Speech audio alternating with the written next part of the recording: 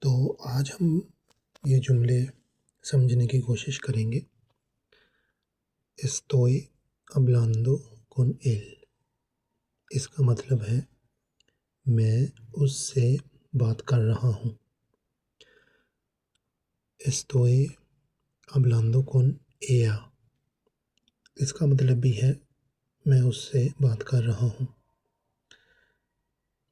اردو کے اندر ہم مذکر ضمیر کا ترجمہ بھی اس کرتے ہیں اور مؤنث ضمیر کا ترجمہ بھی اس کرتے ہیں۔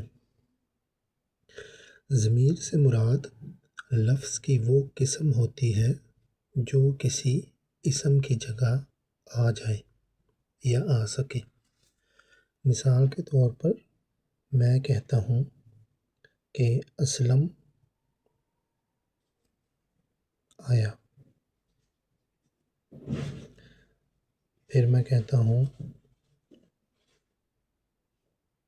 اسلم بولا، پھر میں کہتا ہوں اسلم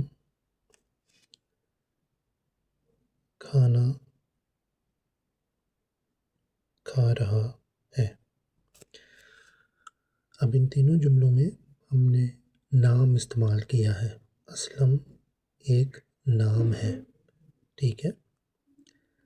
اب اسی جملے کو یا ان جملوں کو میں ضمیر کے ساتھ لکھتا ہوں۔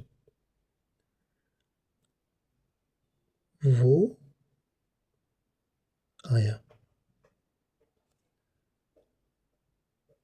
اس نے بولا، یا پھر وہ کھانا کھا رہا ہے۔ اب اسلم کی جگہ میں نے پہلے جملے میں نام اور دوسرے جملے میں دوسرا ایک لفظ استعمال کیا ہے اور وہ ہے وہ۔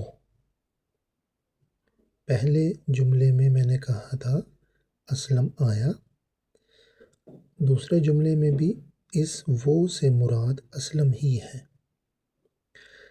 لیکن یہاں پر یہ واو اور ہے لفظ جو ہے وہ اسلم کی جگہ لے رہا ہے۔ بالکل اسی طرح سے دوسرے جملے میں اسلم بولا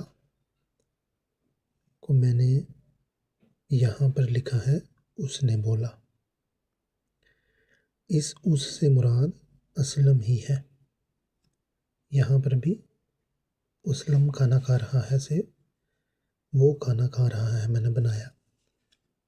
اب فرق کیا ہے کہ اسلم یہ تینوں کیا ہیں؟ نام ہے، جبکہ یہ تینوں کیا ہے؟ ضمیر ہے۔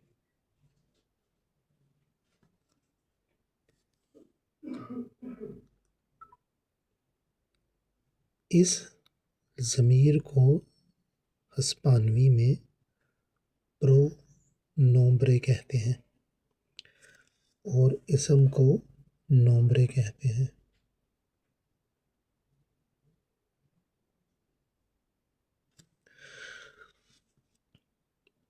یہاں پر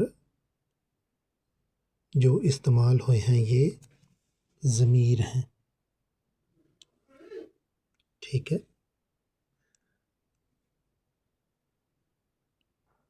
تو اس لیسن میں اتنا ہی، باقی کا اگلے لیسن میں پڑھیں گے۔